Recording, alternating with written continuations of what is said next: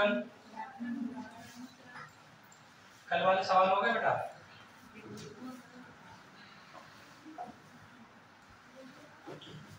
हुए नहीं हुए कल वाले सवाल? नहीं हो पाया? क्यों?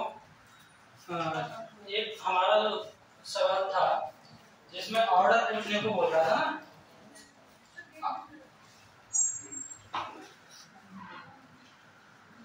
क्या था हमारा? रेट इक्वल टू कि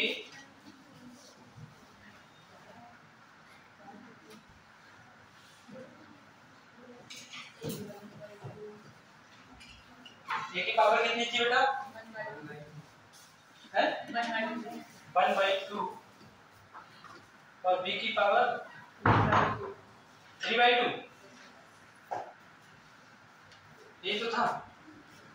और हमारा डायरेक्ट रेट ऑर्डर जब हम पूछ रहे थे, हमने आपको बताया था कि ऑर्डर जब हम पूछेंगे तो जैसे कि आपका के रेट अगर दिया हुआ है ए की पावर x और बी की पावर y था, तो x प्लस y को ऐड करने के बाद नहीं तो ऑर्डर आया था। यही तो करना था हमें। तो ऑर्डर ऑफ जो भी रिएक्शन दी हुई है उसका 1/2 प्लस 3/2, तो कितना आ जाएगा इसका? बताओ बेटा। 4/2 इक्वल टू 2 ये आएगा। ठीक है। पहले वाला जो आपका सवाल था उसके दो थे ऑर्डर पूछने को, उसमें से फर्स्ट ए वाले का ऑर्डर जो आया था 2। ठीक है। सेकंड नंबर का था क्या रिएक्शन थी बेटा? रेट इक्वल टू के 1/2 3/2 और बी का क्या था? -1। ठीक है।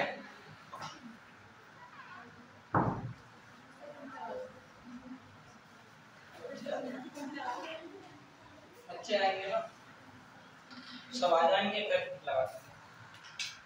तो इसका बेटा रेट क्या रहेगा? 3/2 प्लस था माइनस का 1, यही तो है। तो फिर हमारा क्या आ जाएगा? 3/2 -1। इसका मतलब क्या आ जाएगा? कितना आएगा? 1/2 आ जाएगा। 1/2 या 0.5। ठीक है। 1/2 या 0.5। ठीक है। फिर इसके बाद इसे नोट कर लो। फिर एक सवाल और था हमारा, रेट ऑफ डिसअपीयरिंग का और रेट ऑफ अपीयरेंस का।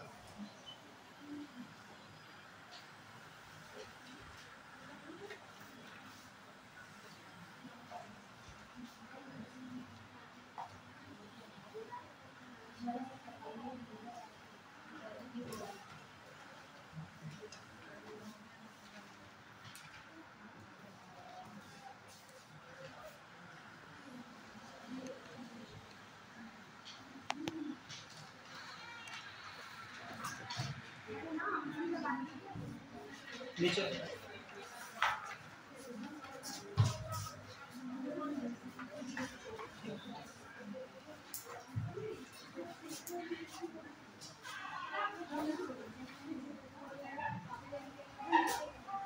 गया बेटा? कर लिया? सेकंड वाला हमारा जो था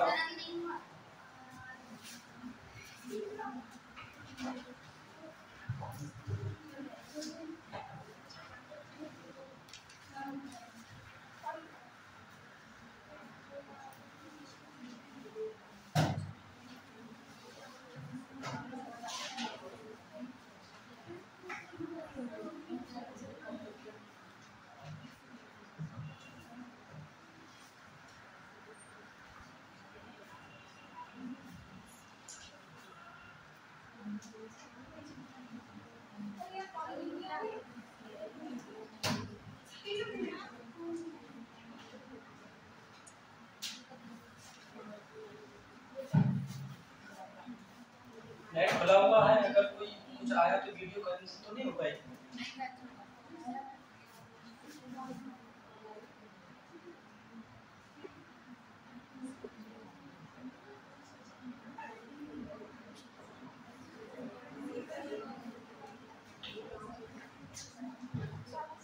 हो गया बेटा?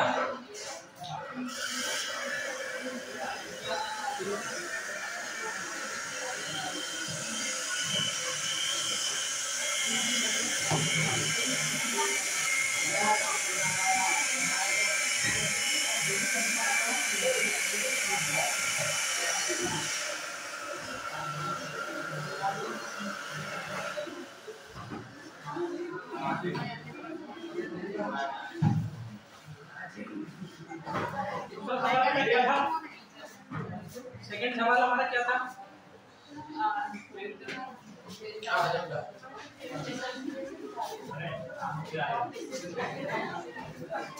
रेट और डिसअपियरेंस वाला हमारा क्या था?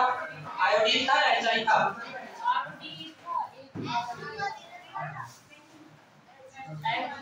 ठीक है, रेट ऑफ डिसअपियरेंस हमारा H2 था, जिसकी वैल्यू कितनी दी हुई थी? 2 मल्टीप्लाई 10 की पावर -3। ठीक है, और हमारा R को भी HI जो कितना दिया हुआ था, कैलकुलेट करना था ना ये।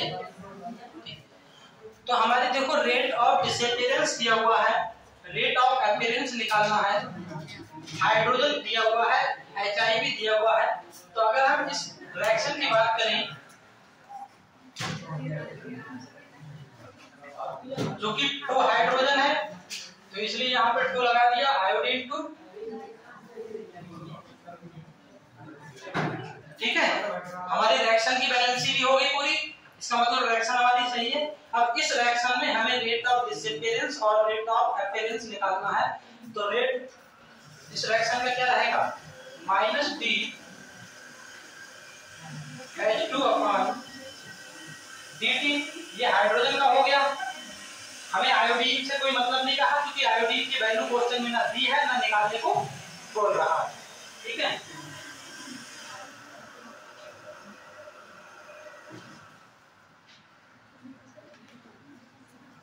HI और D2 यही तो है, जिसमें HI की वैल्यू पूछ रहा है। ठीक है, रेट ऑफ अपीयरेंस और रेट ऑफ डिसअपियरेंस है दिया हुआ। ठीक है, और इसमें हमने 2 इसलिए नहीं लगाया क्योंकि ये अलग से पूछ रहा है। अब ये बताओ, इसकी वैल्यू आपको दी हुई है H2 की 2 मल्टीप्लाई 10 की पावर -3, और इसकी निकलवा रहा है रेट ऑफ अपीयरेंस, क्योंकि यही तो है रेट ऑफ अपीयरेंस। 1/2 दिया हुआ है, इसको अगर लगाओगे 1/2। इसके लिए हम इस तरीके से लिख सकते हैं, 1 मिनट। ये हमारा है ROD, रेट ऑफ डिसअपियरेंस, इसे रेट ऑफ डिसअपियरेंस मानेंगे, और 1/2, और ये हमारा है रेट ऑफ अपीयरेंस, इतना वाला पोर्शन। ठीक है, सीधा सीधा। हाइड्रोजन विलुप्त हो रहा है जब आयोडीन से क्रिया कर रहा है, और हाइड्रोजन आयोडाइड बना रहा है, इसलिए ये रेट ऑफ डिसअपियरेंस है। इसकी वैल्यू दी हुई है हमारी। ठीक है, और इसके निकालना है। 1/2 है, अब इसमें 1/2 चला जाएगा तो कितना आ जाएगा? क्रॉस मल्टीप्लाई हो जाएगी, क्योंकि ये हमारा ROA है ना। तो ROA 2 कितना हो गया बेटा? बटे में है ना, नीचे जाएगा क्रॉस मल्टीप्लाई में। ये कटेगा जब ना, जब ऊपर तो होता तब क्रॉस मल्टीप्लाई करोगे। ये अपान में है, इसे ऐसे दो, ये ऐसे है। ठीक है, कौन सा नहीं भाई? क्रॉस मल्टीप्लाई करोगे तो 2 की ऊपर जाएगी, इसकी जगह पे 1 है तो 1 की इसके साथ होगी, तो इसलिए 2/2 10 की पावर। ये इसकी वैल्यू दी हुई है, माइनस से कोई। ठीक है, तो 4 × 10 की पावर -3 ये रहेगा आपका। ठीक है, जो आपका कल का होमवर्क था दिया हुआ, कि केवल रिएक्शन से नहीं, नाम से पूछ लिया है।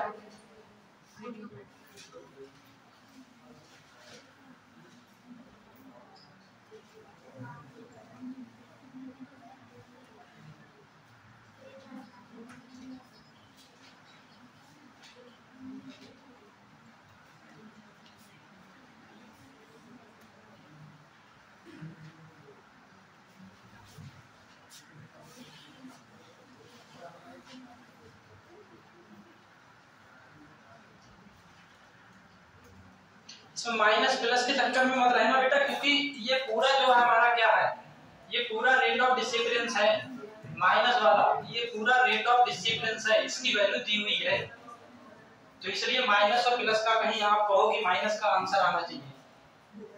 ठीक है, इस पूरे की वैल्यू जो है 2 × 10⁻³ जो दी हुई है हमारी, और HI की निकाल रहा है, HI का जो होता है रेट ऑफ अपियरेंस बटे में 2 है, तो 2 की इधर मल्टीप्लाई हो जाएगी, तो 4 × 10⁻³ मीटर पर सेकंड या मोलर पर सेकंड।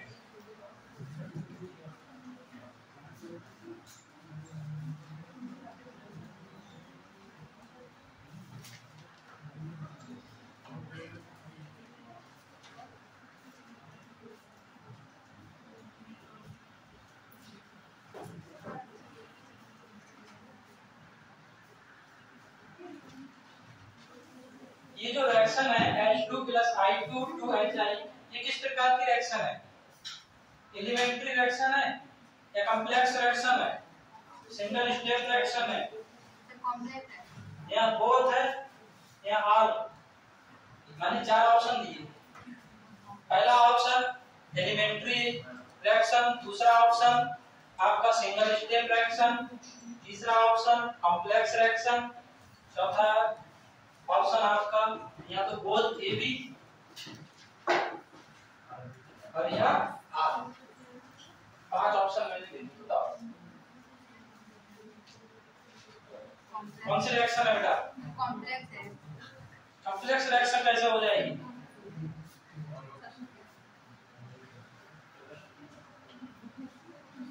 कॉम्प्लेक्स रिएक्शन जटिल मतलब बहुत प्रकार की रिएक्शनें मिलकर एक रिएक्शन बनाती हैं, वो होती है कॉम्प्लेक्स रिएक्शन। ये एलिमेंट्री रिएक्शन है और एलिमेंट्री रिएक्शन को ही सिंगल स्टेप रिएक्शन बोलते हैं। ठीक है, कॉम्प्लेक्स रिएक्शन को मैं आपको जैसे कि आप ए से जा रहे हैं किसमें, डी से, ठीक है, डायरेक्ट जा सकते हैं नहीं ना, अगर इसको हम ए से बी, बी से सी, सी से डी, तो ये हो गई आपकी कॉम्प्लेक्स रिएक्शन। कॉम्प्लेक्स रिएक्शन इस प्रकार की होती हैं और ये आपकी एलिमेंट्री रिएक्शन है। ठीक है, अभी समझाएंगे इसको। ये हो गया इधर बेटा, कर लिया। एलिमेंट्री रिएक्शन तो आपको पता है सिंगल स्टेप की रिएक्शन होगी, जो भी होगी।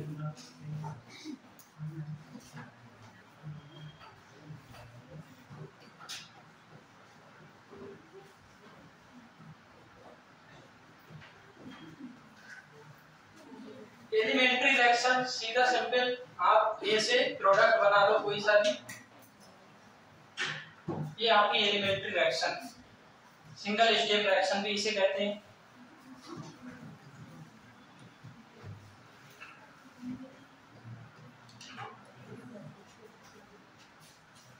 ठीक है,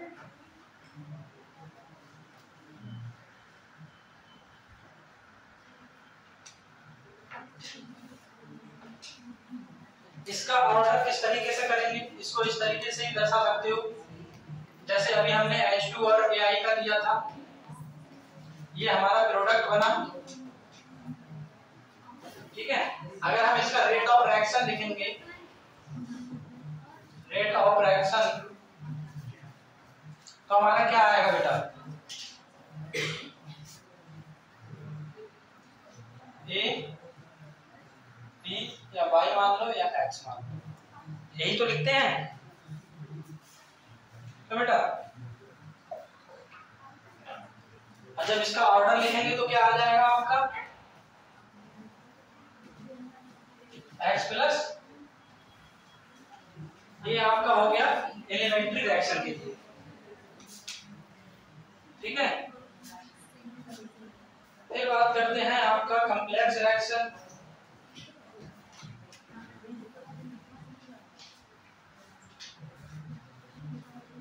जैसे अभी हमने आपको बताया, इसे हम डी से जाने में क्या करेंगे, पहले ए से हम जाएंगे बी में,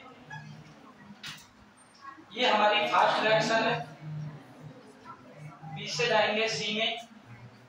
ठीक है, ये स्लो रिएक्शन है, और सी से जाएंगे डी में, ये भी हमारी फास्ट रिएक्शन है। अब एक बात ध्यान देना, आप इस तीन तरीके कॉम्प्लेक्स, अगर आपकी एलिमेंट्री रिएक्शन है तो आप तो डायरेक्ट रेट ऑफ रिएक्शन निकाल के ऑर्डर जो भी है वो निकाल लोगे, लेकिन जब कॉम्प्लेक्स टाइप की रिएक्शन होगी उसमें ये वैल्यू जो है फास्ट, स्लो, फास्ट, ये दिए हुए होंगे मान, ठीक है। तो जो स्लो वाली रिएक्शन होगी उसको लिया जाएगा पहले, क्योंकि इस रिएक्शन को बोलते हैं rate determining step. Rate determining step, जो भी स्लो रिएक्शन होगी आपकी 3 दी हुई हो या 4 दी हुई हो या 2 दी हुई हो, उसमें ये फास्ट, स्लो और फास्ट ये आपका दिया हुआ होगा, क्वेश्चन में ही दिया हुआ होगा। तो आपका जो स्टार्टिंग पॉइंट होगा यही वाला होगा स्लो वाली रिएक्शन का, जिसे हम रेट डिटरमाइनिंग स्टेप्स भी बोलते हैं। रेट को डिटरमाइन करने के लिए इनिशियल रिएक्शन जो हम देंगे बी से सी स्लो वाली देंगे। जैसे इसका एग्जांपल आपको हम बताते हैं, नेक्स्ट स्लाइड में एग्जांपल बताएंगे, इसको नोट कर लो, क्योंकि क्वेश्चन टाइप में पूरा करवा के बताएंगे तो अच्छा रहेगा।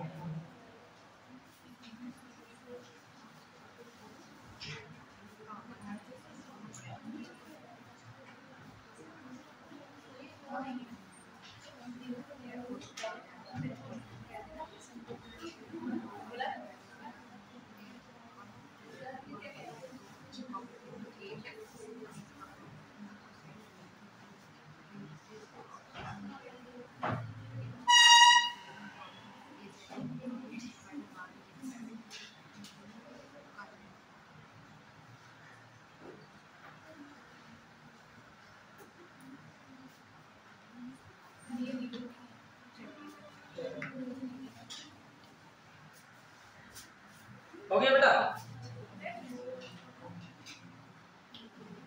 देख लिया?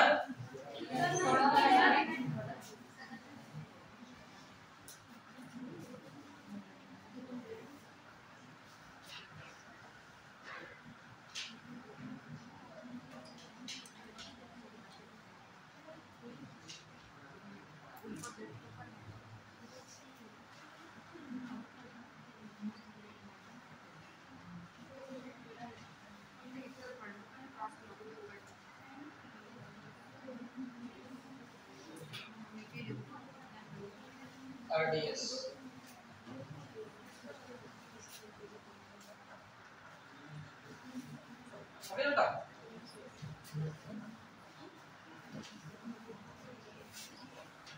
कॉम्प्लेक्स रिएक्शन का रेट और ऑर्डर किस तरीके से निकालेंगे उसका एग्जांपल हम लेते हैं।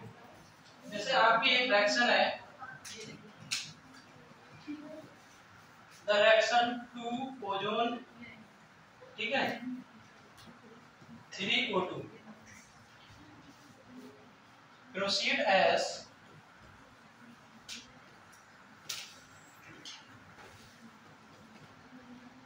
किस तरीके से ये बनती है, ये आपका हो गया ozone plus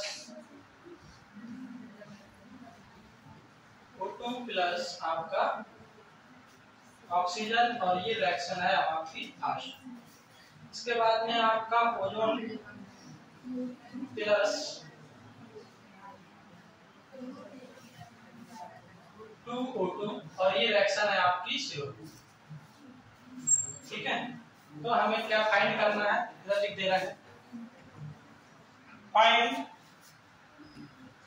out order this reaction, ठीक है। फाइंड आउट करना है हमें ऑर्डर, ऑर्डर से जब ही निकलेगा जब हम इस रिएक्शन का रेट निकाल लेंगे। तो इसका अब हम स्टार्ट करते हैं। हमने ये वाली रिएक्शन ली स्लो रिएक्शन, ठीक है। स्लो रिएक्शन है हमारी O3 प्लस O2 और हमारा 2O2 बनता है। तो इस रिएक्शन का रेट ऑफ रिएक्शन क्या रहेगा? O3 रिएक्टेंट लेते हैं रेट ऑफ रिएक्शन में, और इधर O ये तो लेते हैं। अगर हम ये चिन्ह हटाते हैं तो यहाँ पर बीच में के ले आएंगे,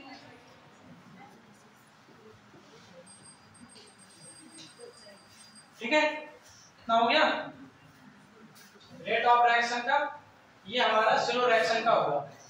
अब हम क्या करते हैं कि ये देखो ओजोन हमारा बन रहा है और यहाँ पर ये ऑक्सीजन है। अब फर्स्ट जो रिएक्शन है इसके सेकंड स्टेप में इसके इक्विलिब्रियम रिएक्शन लिखेंगे। इक्विलिब्रियम के फॉर्म में लिखेंगे कांस्टेंट के इक्विलिब्रियम के फॉर्म में अगर इस रिएक्शन का लिखेंगे तो क्या क्या आएगा बेटा बताओ। ये तो आपका प्रीवियस ईयर का है।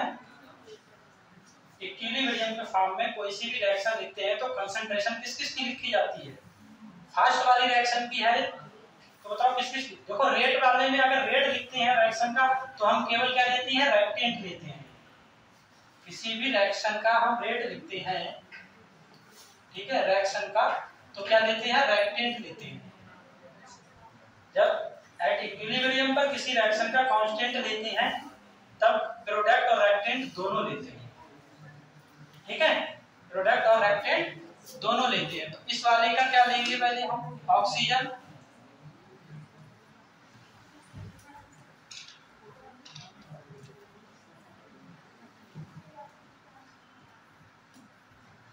ये लेंगे,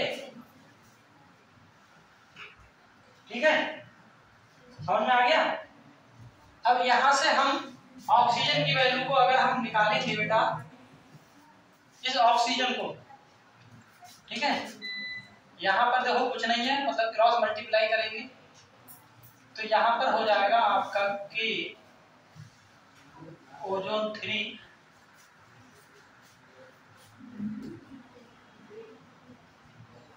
क्रॉस मल्टीप्लाई में, और O2 आपका नीचे हो जाएगा, ठीक है।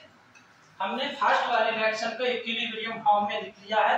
अब O की जो वैल्यू आई है ये, इस O की वैल्यू को हम यहां पर पुट करेंगे। कॉम्प्लेक्स रिएक्शन का जो रेट निकालेंगे, क्योंकि दोनों रिएक्शन को इक्विलिब्रियम फॉर्म में लिख दिया, इसका रेट ये है रेट कांस्टेंट, ये इक्विलिब्रियम कांस्टेंट ये है। O की वैल्यू जब हम इसमें रखेंगे तो क्या आएगा, रेट ऑफ रिएक्शन के O3 और इसकी जगह पे यहाँ तक के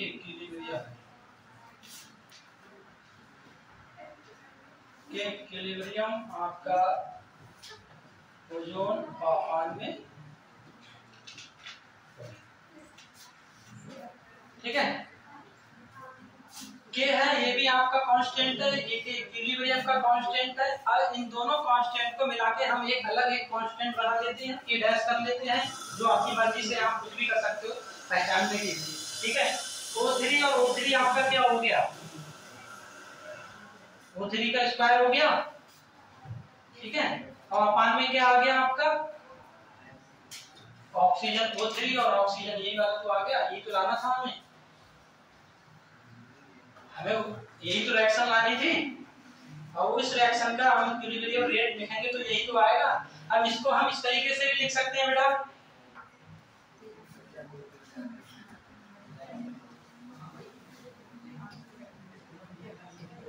रेट ऑफ रिएक्शन जो हमारा के डैश था,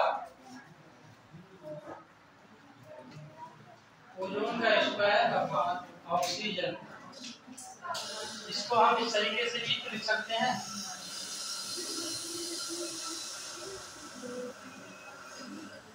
-1, जब नीचे से ऊपर जाएगा तो -1 आ जाएगा, ठीक है।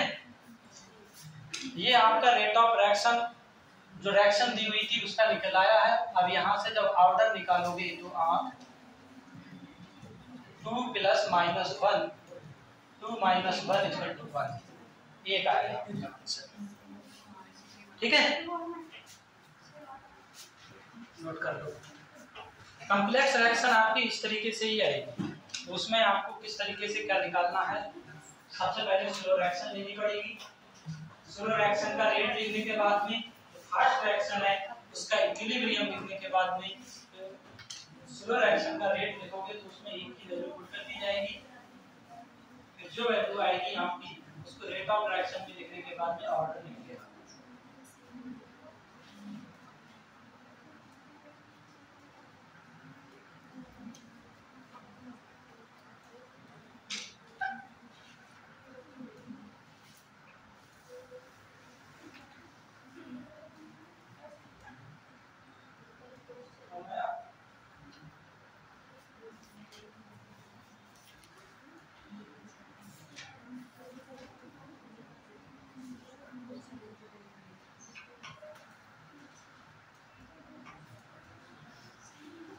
एक रेट कांस्टेंट हमने के माना है और इक्विलिब्रियम पे इक्विलिब्रियम लिख दिया है जिससे कि पहचान सको। और फिर लास्ट में जो हमारा रिएक्शन बना है उसका कांस्टेंट को के मान दिया है, के डैश।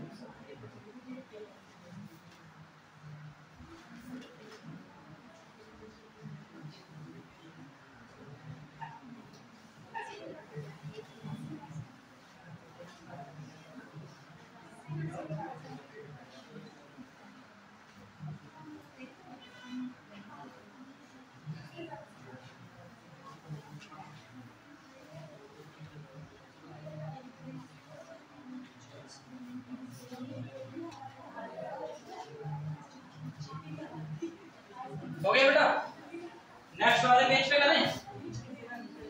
ये हो गया।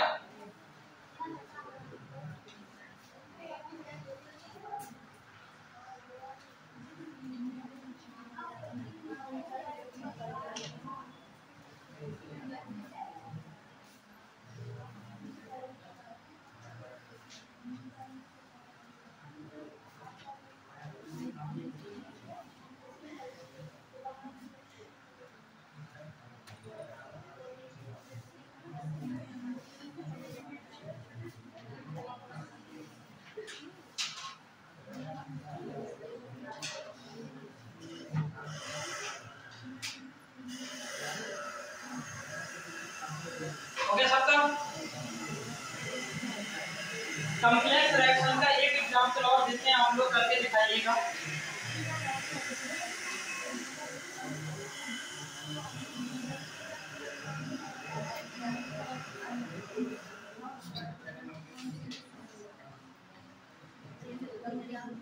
Mechanism of hypothetical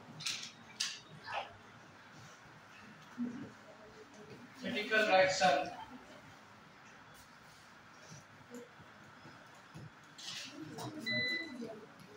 x2 plus y2 2xy is given below।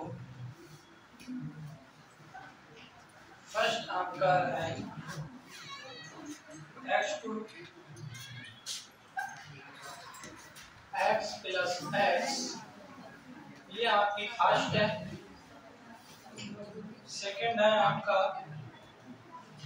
x plus y2 x y y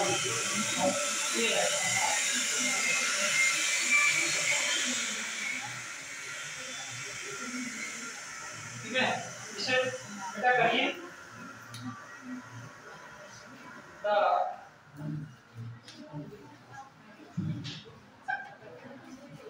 Overall order of the reaction will be, क्या होगा इसका ऑप्शन अगर लिखें तो आपका ऑप्शन 0 1.5 2। सॉल्व करिएगा बेटा। Slow reaction, fast reaction.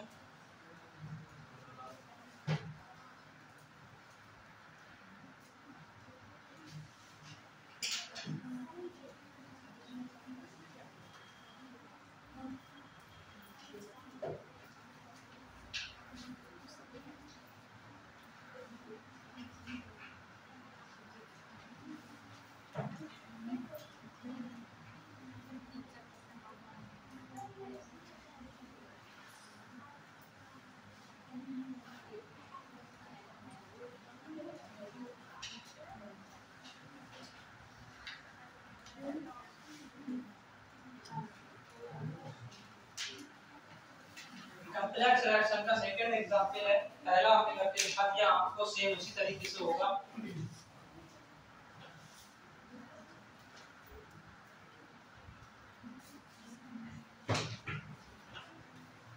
इसका ऑर्डर तो आपको पता चल ही गया होगा, 2 + -1 = 1।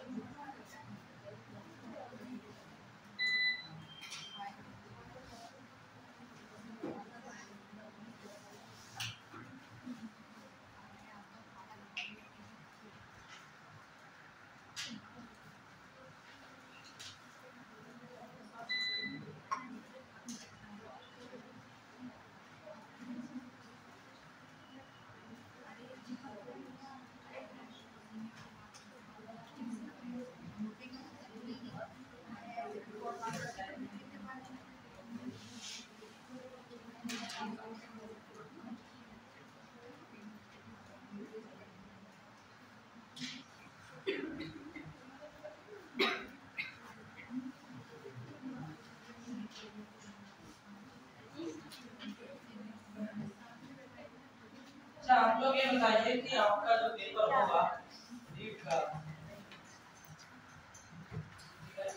कितने पार्ट्स में डिवाइडेड है?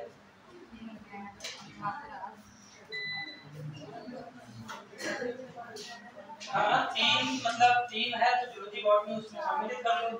वैसे 4 है, जूलॉजी अलग, बॉटनी अलग, ठीक है? क्योंकि जितना जूलॉजी के क्वेश्चन आएंगे उतना बॉटनी के भी आएंगे, उतने ही फिजिक्स का और केमिस्ट्री के, है ना? या अलग अलग या किसी के कम आएंगे, ऐसा भी है क्यों? मुझे तो ऐसा ही लगता है कि शायद केमिस्ट्री के कम आएंगे, इसलिए आप लोग केमिस्ट्री पे कम ध्यान देते हो, है?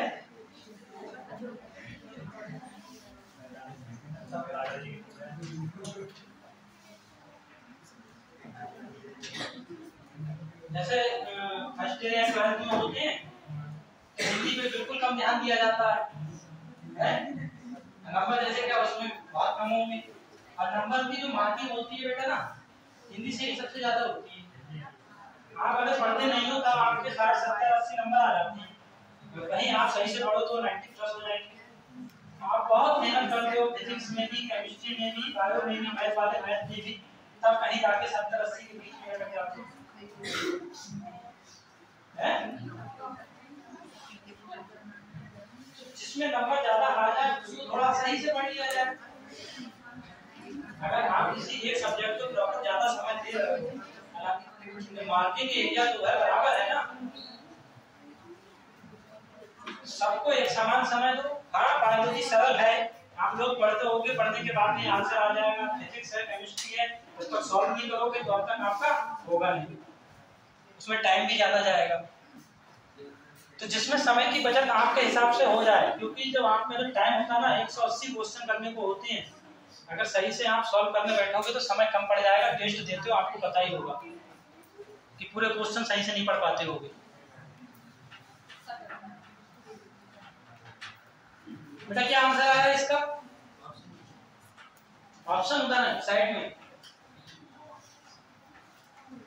0, 1, 1.5 या 2। इसका आंसर बेटा है ये 1.5। 3/2 कर लो था,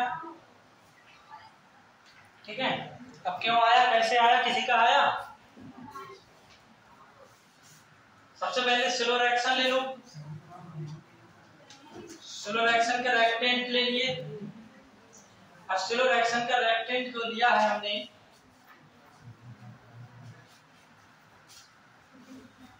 तो इसका K X और पाई 2 यही तो लिखोगे या कोई और दूसरा लिख दोगे? चलो ठीक है। अब फास्ट रिएक्शन का इक्विलिब्रियम पे लिखोगे तो बेटा क्या आएगा? Rate of reaction. इसकी भी वैल्यू ली जाएगी जब इक्विलिब्रियम पे लिखेंगे। ये x है, जो x है तो ये x स्क्वायर लिख सकते हैं।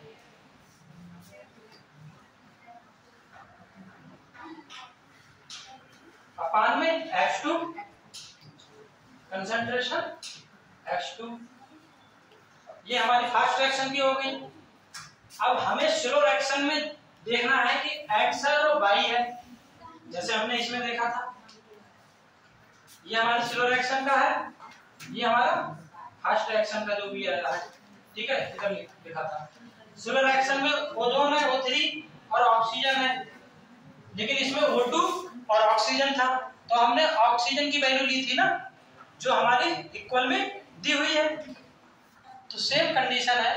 अब इसमें देखो हमारा क्या है, y तो है नहीं, तो x है, तो x इक्वल में हम लिखेंगे। अब इस x स्क्वायर है, इसको हम अगर x के फॉर्म में लिखेंगे तो ये k इक्विलिब्रियम और x2 अंडर रूट में पहुंच जाएगा। या तो x स्क्वायर में ले जाओ या अंडर रूट में कर दो, तो ये x की वैल्यू आ गई। अब इस x की वैल्यू को हम इसमें पुट कर देंगे, इसे चाहे समीकरण 1 मान लो। The value of x put in equation first, ठीक है। जब इसमें हम पुट करेंगे तो क्या आएगा बेटा, कि x की वैल्यू को हम पुट करेंगे तो अंडर रूट में k इक्विलिब्रियम x2 और हमारा y2 दिया हुआ है, यही तो आएगा। अब ये अंडर रूट में है तो इसको हम इस तरीके से लिख सकते हैं, इसे तो मान लो k डैश, अब क्योंकि तो इक्विलिब्रियम आ गए हैं तो हमने k डैश मान लिया, ठीक। अब अंडर रूट को अगर हम हटाएंगे तो x2 की पावर में 1/2 हो जाएगा। अंडर रूट में है तो 1/2 कर देंगे, और ये हमारा y है ही है, कुछ नहीं है तो 1 ही मान लो। ये हमारा रेट ऑफ रिएक्शन निकल के आया है। अब इसका जब ऑर्डर करेंगे हम 1/2 प्लस 1, 2 एकम 2, 1 3/2 यानी कि 1/5, ठीक है। इस तरीके से आपका कॉम्प्लेक्स रिएक्शन का निकलेगा। एक बार समझ लो, बात अच्छे से हो जाए।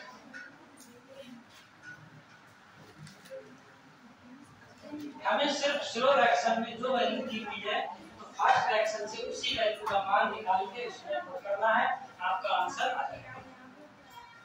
बताओ बेटा, किसी को समझ में ना आया हो?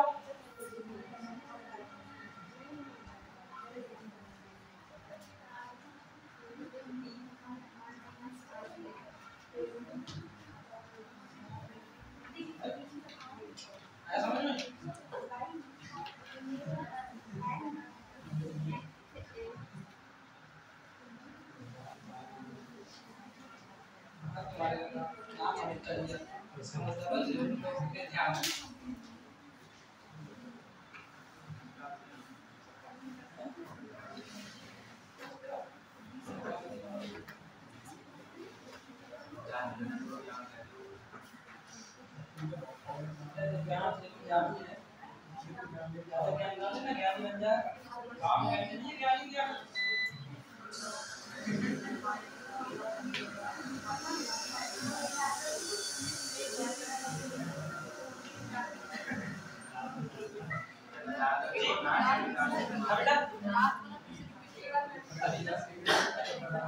इसे हम रख करते हैं, ठीक है।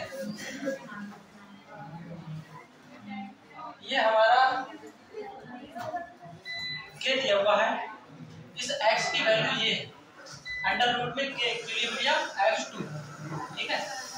इसकी जगह पे हमने अंडर रूट में k इक्विलिब्रियम और x2 की वैल्यू पुट कर दी, और ये हमारा y2 बचा, मल्टीप्लाई y2 कंसंट्रेशन की फॉर्म में, यही है।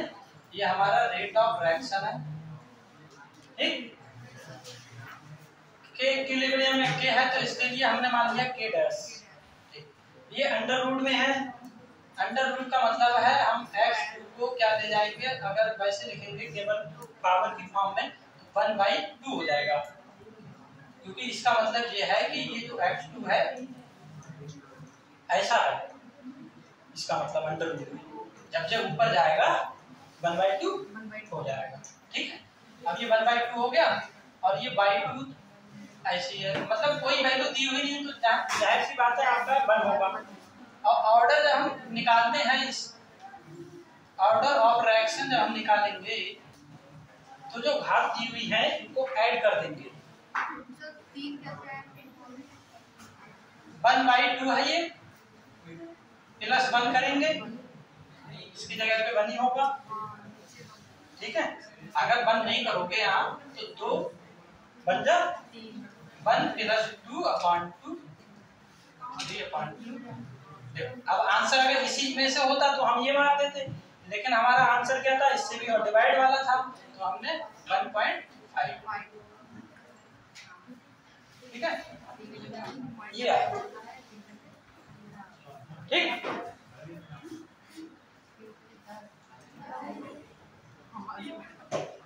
अब बात करते हैं इंटीग्रेटेड रेट इक्वेशन, जो आपकी 0 ऑर्डर होती है, फर्स्ट ऑर्डर होगी, बाकी और ये यहाँ तक हो गया सबका। ठीक है,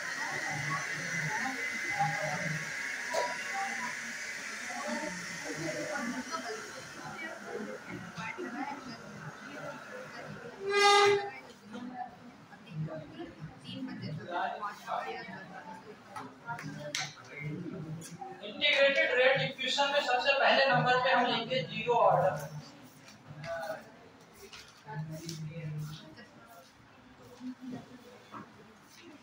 जीरो ऑर्डर रिएक्शन, इसका क्या फार्मूला होता है, डायरेक्ट फार्मूला बताओ बेटा। जीरो ऑर्डर रिएक्शन का फार्मूला बताओ बेटा।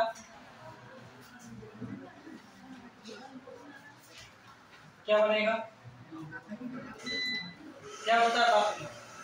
अब डेरिवेशन तो यहाँ करवाएंगे तो बहुत समय लगेगा। अगर आपका ये रिएक्शन से हम क्या बना रहे हैं, प्रोडक्ट बना रहे हैं। ठीक है, यही तो है। अगर हम समय 0 लेते हैं तो यहाँ पर क्या आ जाएगा, मान लो n, या तो इसे मान लो आप a0। ठीक है, क्या लॉग वाला भी होगा, वैसे भी होगा, दोनों होंगे ना। अब अगर हम t समय की बात करें तो a-x, अगर a के फॉर्म में करेंगे तो at हो जाएगा, और ये हमारा x है, ये तो होगा। ये स्टार्टिंग का पॉइंट है कि इस तरीके से आते हैं, लेकिन जो हमारा अब इसका फार्मूले की बात करेंगे तो हमारा क्या फार्मूला होता है, x/t/k होता है, k/t होता है।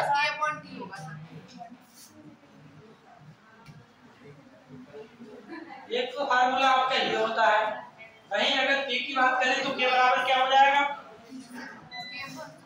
x बराबर kt होता है, x बराबर kt और k बराबर हो जाएगा आपका x/t। ठीक है, x जो है मैं आपको बता दे रहा हूं, जैसे कि यहाँ पर a0 जो लिया है हमने, सॉरी a0 बाहर रहेगा,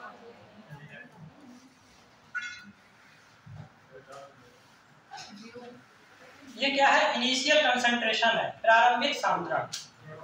ठीक है,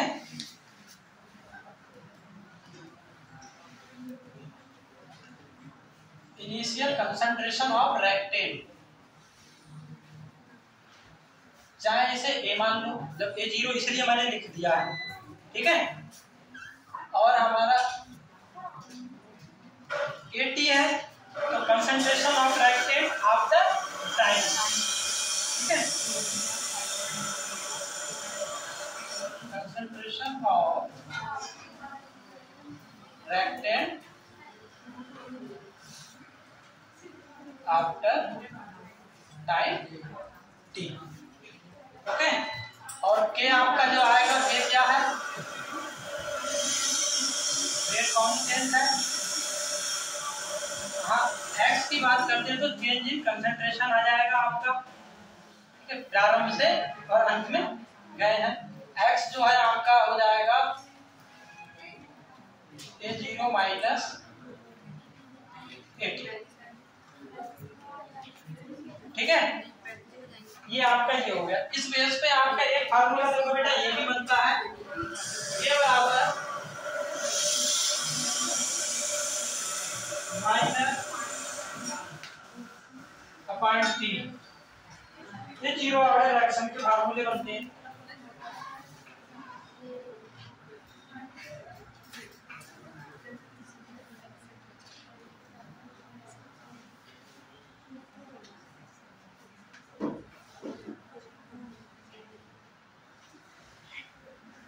अगर इसका हाफ लाइफ का फार्मूला देखोगे तो बेटा क्या बनेगा,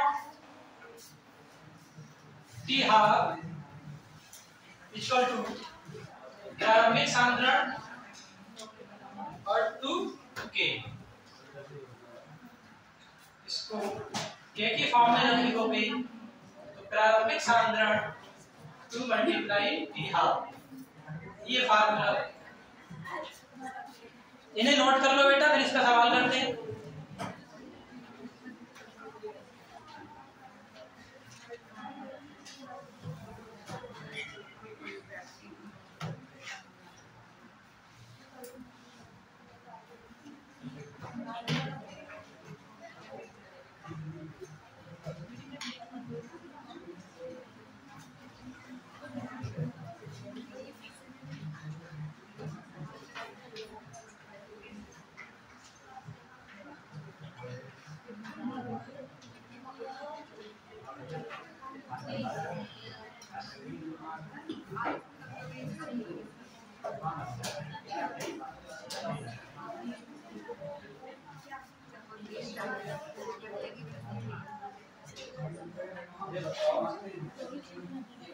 जाओगे और इनको साथ ले जाओगे।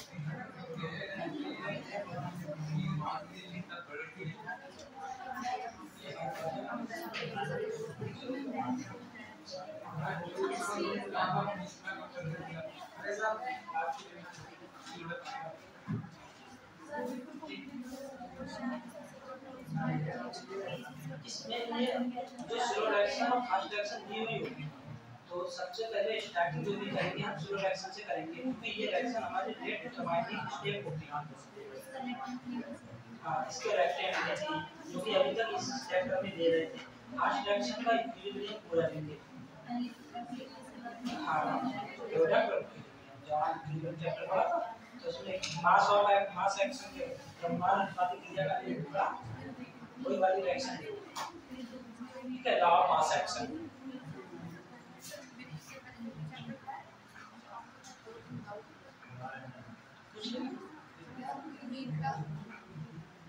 और क्या दिक्कत थी सर, इससे पहले वाले अब मैं समझ में है लिखा हुआ है, अभी तो लाइन पेपर है पूरा, ठीक, मुझे दे देना।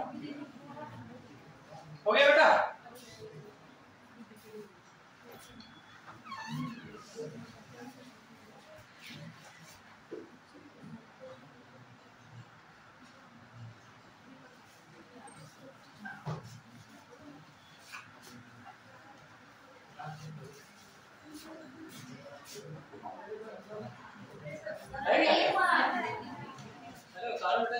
सवाल करते हैं इसका।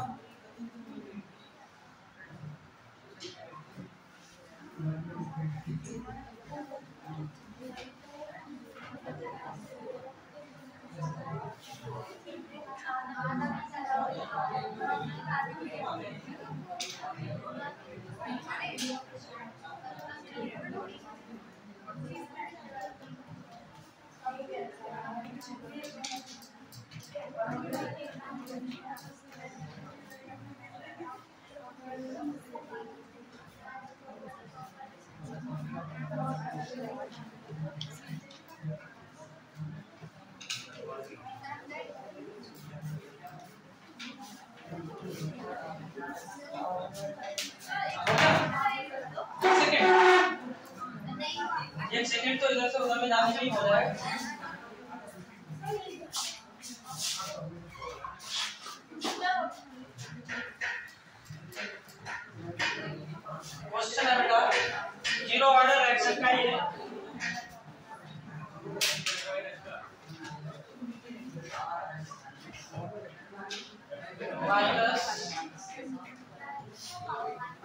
बराबर KT is the integrated equation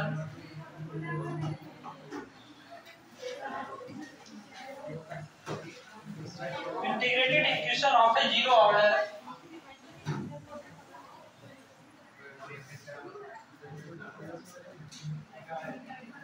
reaction if 80%, ध्यान देना बेटा, 80% of the reaction takes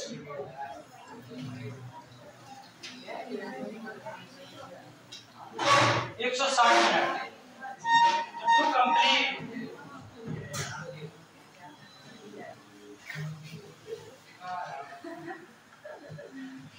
what will be the value of rate constant.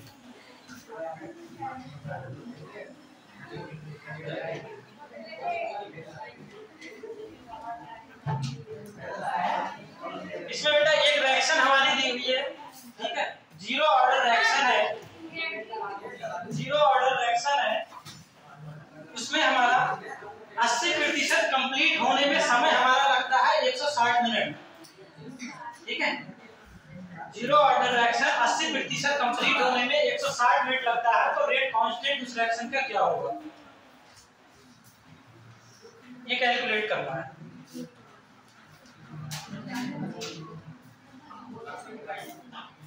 Temperature यानी कि T आपका 160 मिनट दिया हुआ है,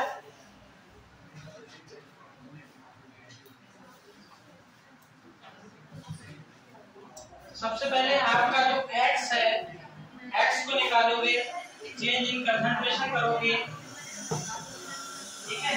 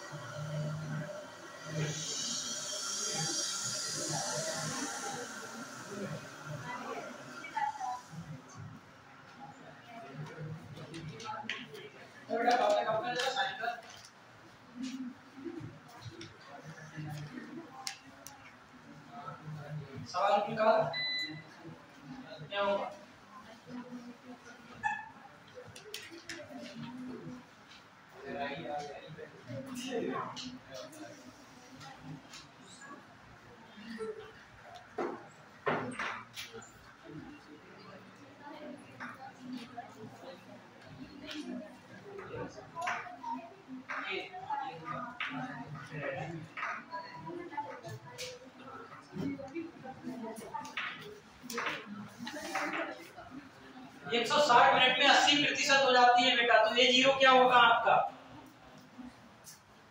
एक 160 मिनट में आपका 80% हो जाता है, ठीक है। 80% होती तो ये जीरो क्या होगा,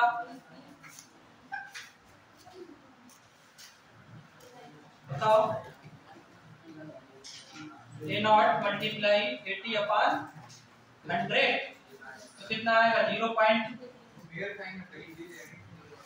ये आएगा, ठीक है। 180 मिनट में, और हम 80 की बात करें अगर,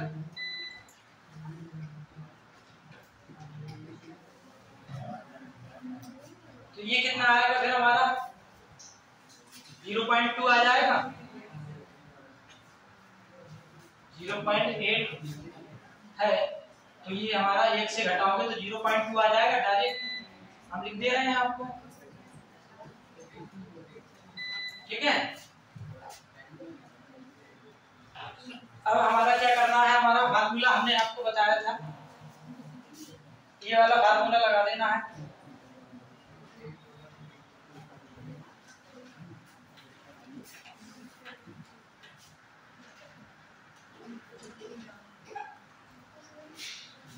के पूछ रहा है A0 माइनस 80/T। ये तो प्रारंभ में है, प्रारंभ में तो पूरा है अपने आप में, प्रारंभ में अपने आप में पूरा है, तो इसको हम एक मान लें। ठीक है, माइनस 80 की वैल्यू हमने कितनी निकाली थी? 0.2 निकाली थी। ठीक है, मतलब अगर इसको आप इस तरीके से ही लिखोगे जो है, तो ऐसे ये कट जाएगा ना, कट जाएगा। एक में से 0.2 जाएगा तो 0.8 आएगा, और t की वैल्यू कितनी है? 160 है, 160 है, तो 0.8/160 1/200 आ जाएगा। ठीक है, 1/200, या तो आंसर आप यहाँ तक कर सकते हो।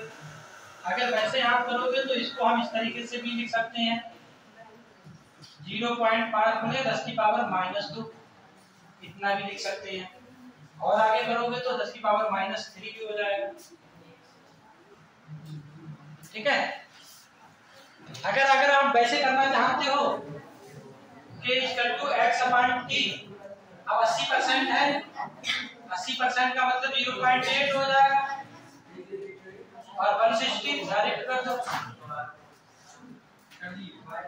लेकिन आपको चेंजेस याद होना चाहिए कि कितना चेंज होगा। अभी आप x ना ऐसे निकाल लो,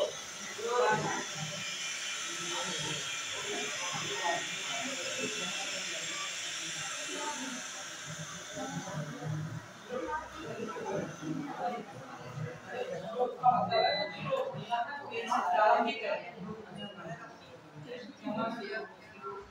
0.2, एक में से 0.2 जाएगा तो 0.8 और आएगा। ये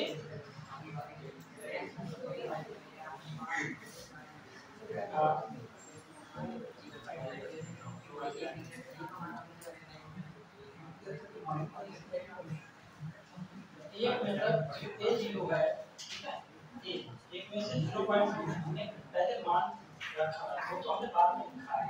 ये 0 की जगह पे 1 मान दिया, उसका 0.2 जो वैल्यू दी हुई है क्या उसमें, तो हमने चेंज निकाला है। चेंज 80% का, 80/100 करोगे तो कितना आएगा? 0.8 आएगा।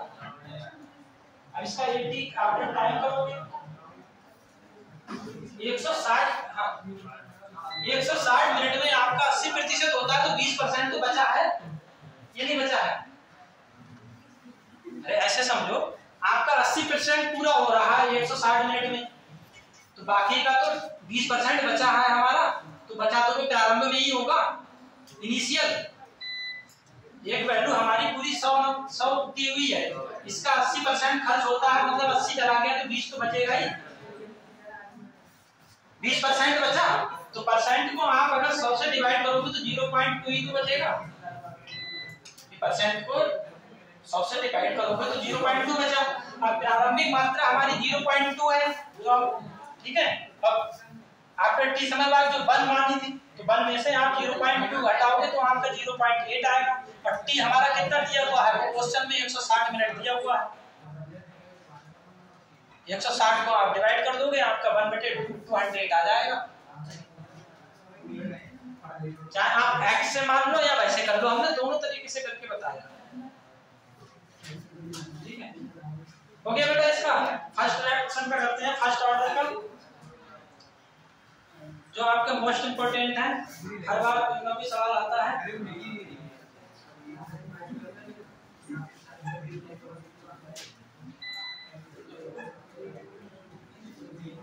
फर्स्ट ऑर्डर रिएक्शन के आपका क्या होगा, फार्मूला बताओ डायरेक्ट। देखो, एक तो आपका अगर आप डायरेक्ट करेंगे, ए से आप प्रोडक्ट बनाएंगे, तो सबसे पहला फार्मूला आपका बनेगा, डिसअपीयरेंस की बात करेंगे तो आपका ये समझ लो, यहाँ पर रेक्टेंट है, जो प्रोडक्ट लिखा है हमने,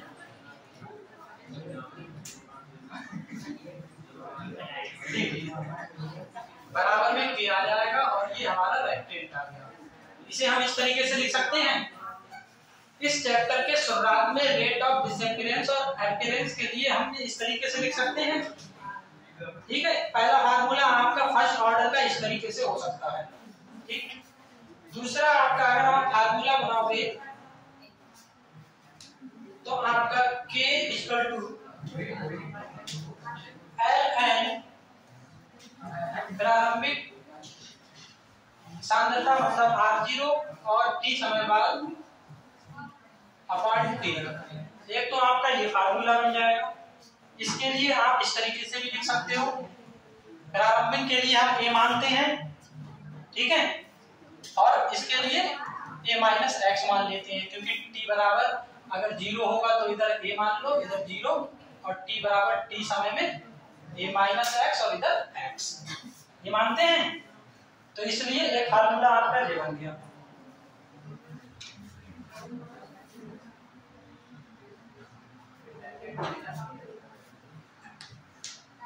तीसरा फार्मूला आपका इसी रिएक्शन का K इक्वल टू, जब इसको लॉग आयलन को लॉग के फॉर्म में जब लेंगे तो 2.303 upon T log A upon A minus x। ठीक है, अब A upon A minus x मतलब ये, तो इसको हम इस तरीके से भी लिख सकते हैं 2.303 T लॉग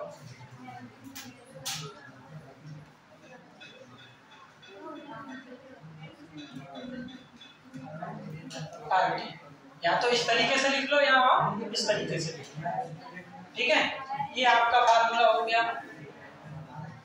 एक फार्मूला आपका डायरेक्ट ये इस तरीके से बन जाएगा, रिएक्टेंट जो भी होगा इक्वल टू इनिशियल पे E माइनस KT, और इसका हाफ लाइफ का फार्मूला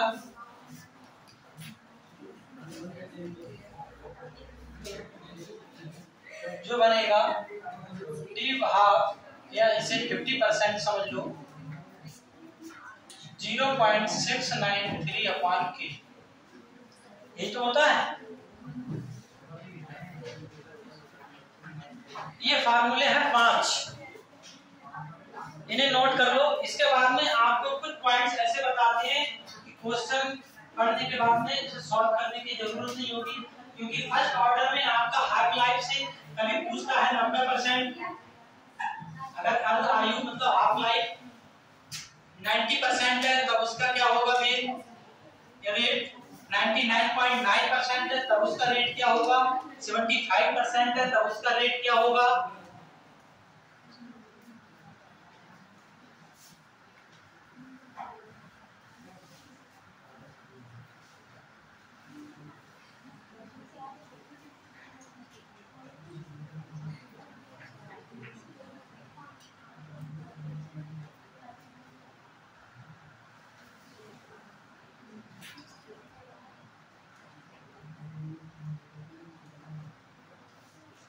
शुरुआत में हमने रिएक्शन का रेट लिखा है। इस रिएक्शन का dR/dt ये डिसअपीयरेंस के लिए है माइनस में, इसे के समानुपाती का चिन्ह हटाते हैं तो KR आ जाता है। फिर इसको हमने इनवर्स की फॉर्म में लिखा है A/A-x प्रारंभिक सांद्रता से T समय बाद सेकेंडरी सांद्रता, लॉग के फॉर्म में हमने इसे को लिख दिया। अगर A/A-x ना दिया हुआ हो, केवल प्रारंभिक सांद्रता और T समय बाद सांद्रता क्वेश्चन में दिया हुआ हो, तो आप इस तरीके से आंसर लिख सकते हैं, फार्मूला लगा के आप आंसर निकाल सकते हैं। और इस तरीके से भी अगर हाफ लाइफ दी हुई हो तो आपका 50% पे आपका फार्मूला फर्स्ट ऑर्डर का ये होता है। ठीक है, इसी पे हम आपको पॉइंट बताते हैं। ये हो गया, ऊपर वाला सबका तो हो गया होगा।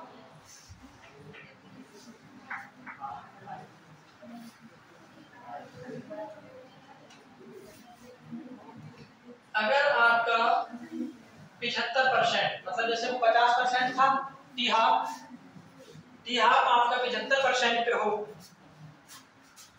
या 90% पे हो, 99% पे हो, 99.9% पे हो, और 99.99% पे हो, तब टी हाफ की वैल्यू क्या होगी, मतलब टी की वैल्यू आप क्या निकालोगे। डायरेक्ट आपको याद रखना है, सॉल्व करने की जरूरत नहीं है। T75 का मतलब ये होता है T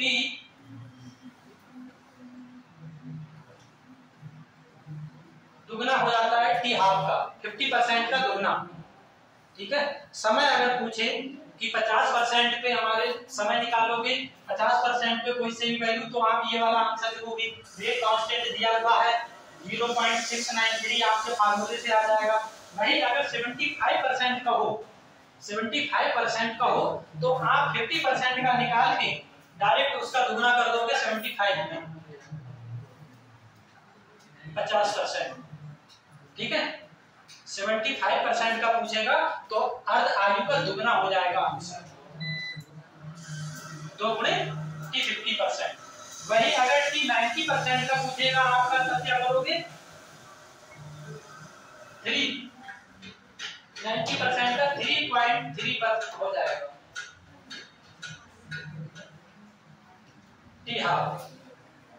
या इसको इस तरीके से भी लिख लो, 3.33 मल्टीप्लाई T 50%, मतलब अर्ध आयु का 3.33 गुना ज्यादा हो जाएगा। अगर 90% पे कैलकुलेट करने को बोला जाए तो डायरेक्ट आप बोल सकते हैं कि जो टी हाफ की वैल्यू क्वेश्चन में दी होती है उसका 3.33 से मल्टीप्लाई कर दोगे, आंसर डायरेक्ट आ जाएगा, सॉल्व करने की जरूरत नहीं पड़ेगी।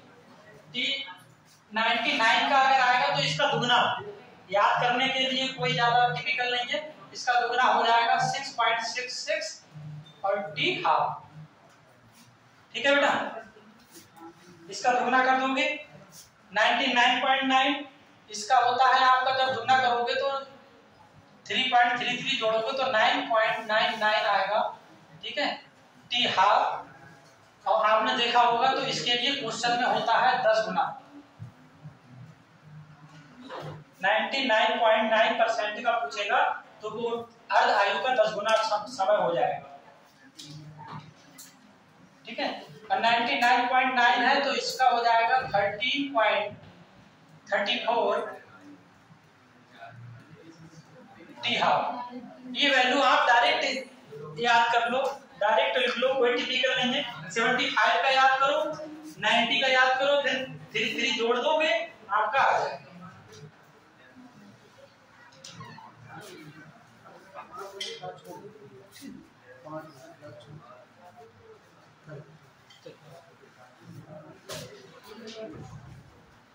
ठीक है बेटा, ये वैल्यू जो है आप डायरेक्ट याद कर लेना, क्वेश्चन डायरेक्ट इसी से आता है।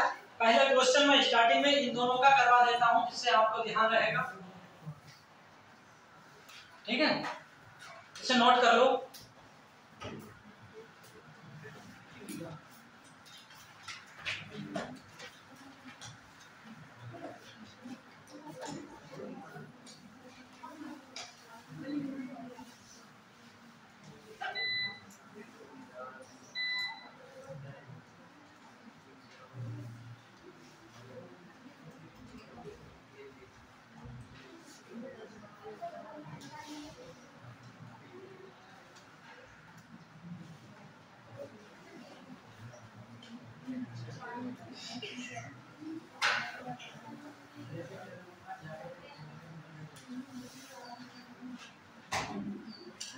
नीचे वाली वैल्यू तो बेटा उतार लीजिए।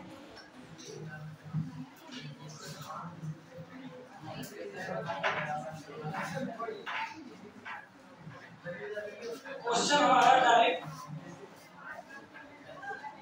Find 75% and 99.9% of first order fraction। किसका करोगे आप, ए का आपका दिया हुआ है टी हाफ 10 मिनट और बी का आपका दिया हुआ है के की वैल्यू 69.3 पर सेकेंड। अब बेटा डायरेक्ट निकालो सब। आपके 75 पे भी निकालना है, 99.9% पे निकालना है। फर्स्ट ऑर्डर रिएक्शन दी हुई है, सबसे पहले ए के 2 मान निकालो, फिर बी के 2 मान निकालो।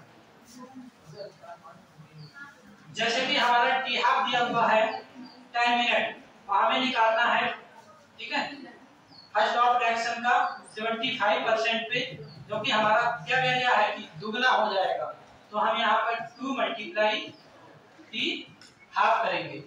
तो इसका मतलब क्या हो गया, 2 मल्टीप्लाई यानी कि 2 मल्टीप्लाई टी हाफ की वैल्यू जो है 2 या 10, तो हमारा हो जाएगा 20 सेकेंड समय।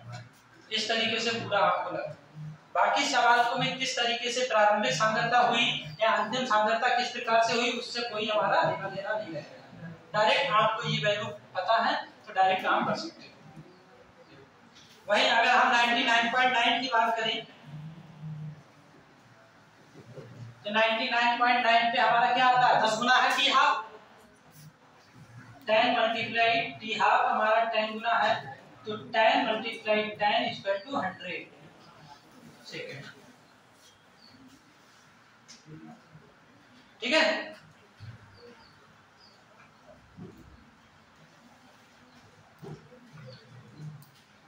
सेकेंड लिख दिया हमने, यहाँ पर मिनट है तो बेटा मिनट लिखना, क्वेश्चन में आपका मिनट दिया हुआ है। ये हमारा देखो फर्स्ट का आया हुआ है, दोनों के आंसर 75 का भी 99.9 का भी निकाल दिया। अब हम के की वैल्यू का निकालते हैं। क्या फार्मूला था हमारा, k equal to 0.693 upon T half, यही तो था क्या बेटा, इसका क्या था आंसर हमारा,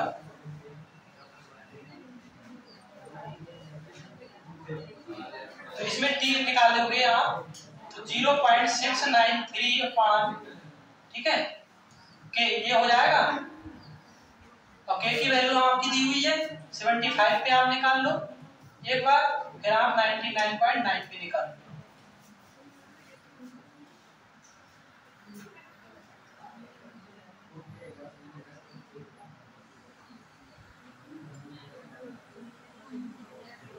ये 50% का पहले निकालोगे, ये आपका जो आंसर केवल वैसा है, ये तो अर्धायु का है ना, ये वाला फार्मूला आपका टी हाफ का है, ये टी हाफ का है। पहले आप क्या निकालोगे भाई, पहले आपने निकाल दिया टी 50% का निकाला 0.693, और के की वैल्यू हमारी कितनी दी हुई है 69.3 दी हुई है। अब यहां से देखो बेटा कितना आ जाएगा, 1/100 आएगा, 1/100 आ जाएगा। इधर 3 दशमलव के बाद में 3 संख्याएं हैं, दशमलव के बाद में एक संख्या है, पॉइंट से हटाएंगे नीचे 3 संख्या आएंगी, लेकिन एक संख्या है तो कट जाएगी, 2 जीरो आएंगे तो 2 जीरो लिख दिए, और 693 पूरा है इक्वल कट जाएगा। ये हमारी वैल्यू जो आई है टी 50% की है 1/100, ठीक है। अब ये 50% की है, जो ये वाला फार्मूला जो हमने बिठाया है ये वाला लगाया है। अब हम ज्ञात करते हैं टी 75% पे, टी 75% पे टी हाफ कितना होता है, दुगना होता है, और इसकी वैल्यू हमारी क्या है 0.693, सॉरी ये तो हमने कैलकुलेट कर लिया ना, टी 50% ये आया तो 2 मल्टीप्लाई 1/100, क्योंकि टी 50% तो हमने कैलकुलेट कर लिया। हमारा टी 75% का फार्मूला तो यही है, टी 50%, यही तो फार्मूला है, और टी 50% हमने कैलकुलेट करा कितना आया 1/100, तो इसकी जगह पे हम क्या लिख देंगे 2 गुणे 1/100, तो इसका कितना आंसर आ जाएगा 2/100 मतलब 1/20, 1/20 आ जाएगा या 5 आएगा, 2 तो है ही,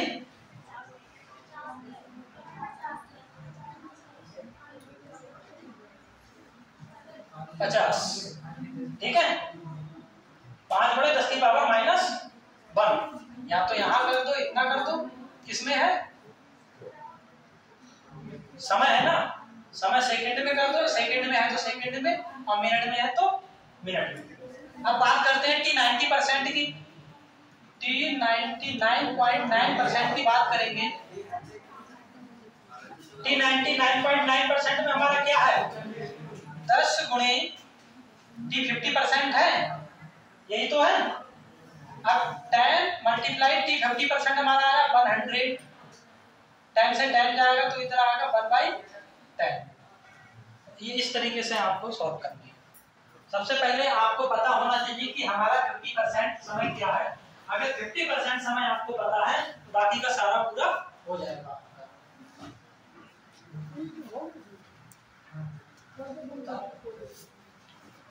इसे बेटा उतार लो, बाकी का बात है।